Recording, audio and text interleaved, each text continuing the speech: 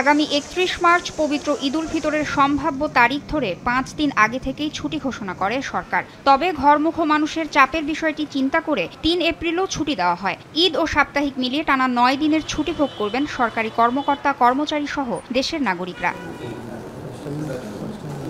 বৃহস্পতিবার সচিবালয়ে সরকারি ক্রয় সংক্রান্ত উপদেষ্টা পরিষদের বৈঠক শেষে স্বরাষ্ট্র মন্ত্রণালয়ের সিনিয়র সচিব নাসিমুল গনি বলেন, টানা ছুটির বিষয়টি আমলে নিয়ে নিরাপত্তা সহ সার্বিক বিষয়ে কাজ করছে সরকার।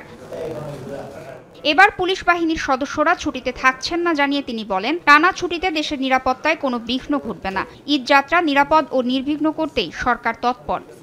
পুলিশ বাহিনী এবং আইন শৃঙ্খলা বাহিনী ছুটিতে নেই, তারা অ্যালার্ট থাকবে সমস্ত কাজের জন্য।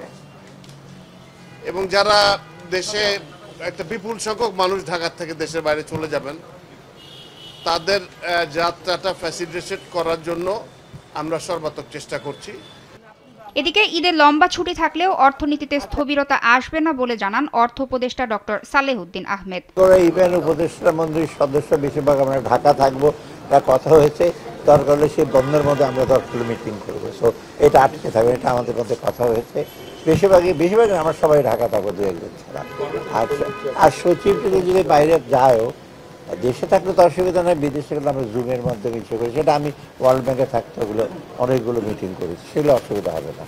সরকারি ক্রয় সংক্রান্ত উপদেষ্টা কমিটির বৈঠকে উন্মুক্ত দরপত্রের মাধ্যমে ৫০,০০০ মেট্রিক টন বাসমতি চাল, সৌদি আরব ও অভ্যন্তরীণ বাজার থেকে ৭০,০০০ মেট্রিক টন সার এবং স্পট মার্কেট থেকে ২ কার্গো এলএনজি কেনার অনুমতি দেওয়ার কথাও জানান অর্থ উপদেষ্টা।